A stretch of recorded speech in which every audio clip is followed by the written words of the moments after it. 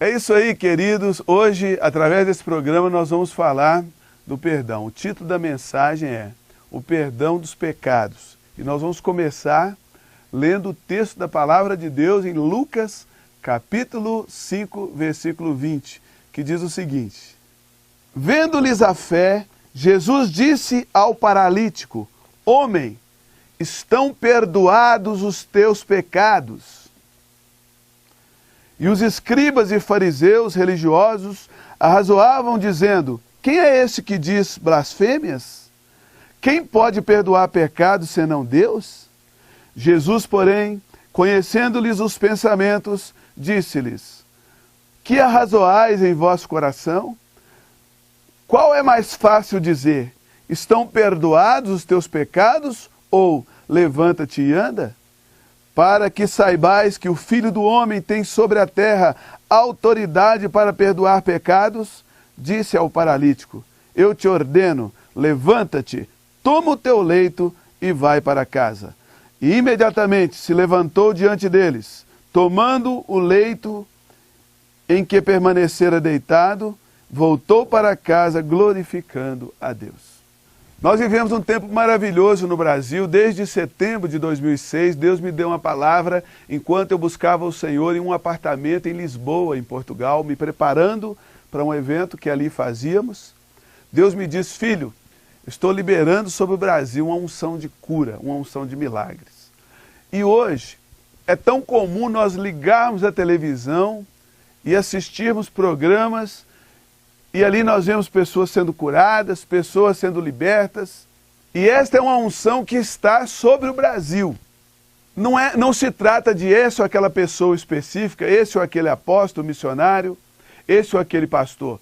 É uma unção de cura que está sobre a nação. Qualquer pastor de qualquer igreja que mudar um pouco a liturgia do culto, porque um culto ele tem ali o momento das ofertas, tem o momento do louvor, da adoração, tem o momento da pregação, do apelo, dos avisos, tem que ter também o momento dos milagres. Você que é pastor, pastora, dirigente, se você mudar um pouco a liturgia, introduzir o momento dos milagres e ouvir o testemunho das pessoas, você vai notar que Deus vai fazer milagres aí também na reunião da sua igreja.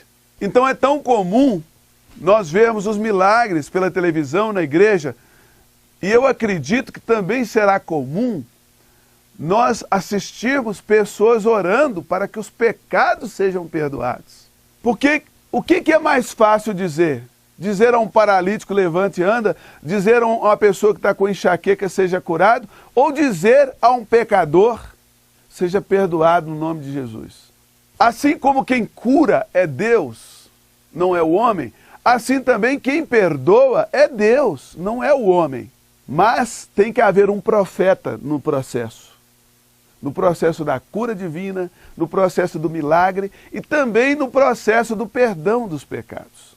Então você que pecou, você precisa de uma palavra profética de perdão, assim como aquela pessoa que está doente precisa de uma oração, de uma palavra profética de cura. E o nosso programa é dedicado a isso, ao perdão dos pecados. E eu quero ler agora mais um texto da Palavra de Deus sobre esse assunto, do perdão dos pecados, que está em 1 João, capítulo 5, a partir do versículo 13, que diz o seguinte: Estas coisas vos escrevi, a fim de saberdes que tendes a vida eterna, a vós outros que credes em o nome do Filho de Deus. E esta é a confiança que temos para com Ele, que se pedirmos alguma coisa segundo a sua vontade, Ele nos ouve.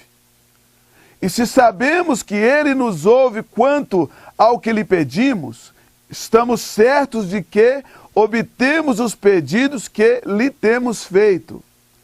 Se alguém vir o seu irmão cometer pecado não para a morte, pedirá, e Deus lhe dará vida aos que não pecam para a morte. Há pecado para a morte, e por esses não digo que rogue.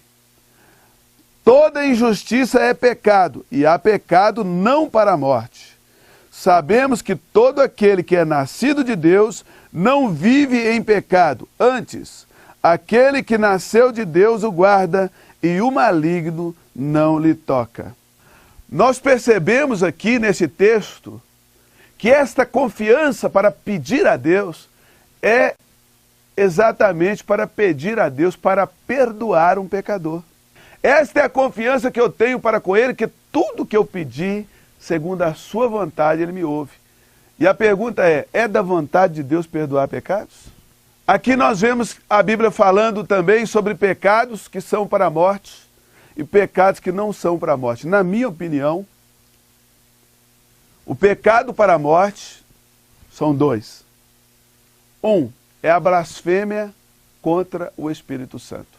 É você atribuir ao diabo uma obra que é do Espírito Santo, mesmo sabendo que é obra do Espírito Santo. Porque uma coisa é a pessoa não saber que é obra do Espírito Santo e achar que é obra do diabo. Outra coisa é a pessoa saber que aquilo que está acontecendo é um mover de Deus, mas mesmo assim ele diz que é o diabo, muitas vezes por ciúme, por disputas. Ele atribui ao diabo uma obra que ele tem certeza que é o Espírito Santo que está fazendo. Então, o primeiro pecado que é para a morte seria blasfêmia contra o Espírito Santo. É atribuir ao Espírito Santo, atribuir ao diabo uma obra que o Espírito Santo está fazendo, mesmo que o blasfemador está sabendo que é o Espírito Santo. Está entendendo? O segundo pecado para a morte é o pecado não confessado. Por quê? Se você não confessa, o perdão já existe, mas você não consegue sacar o perdão. É igual a pessoa que tem um monte de dinheiro no banco, mas morre de fome. Então, esta é a confiança que nós temos para com Deus. Que se pedimos alguma coisa de acordo com a vontade dele, Ele nos ouve.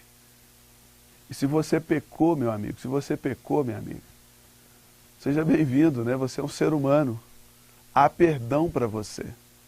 E eu quero hoje, através desse programa, ministrar este perdão para a sua vida.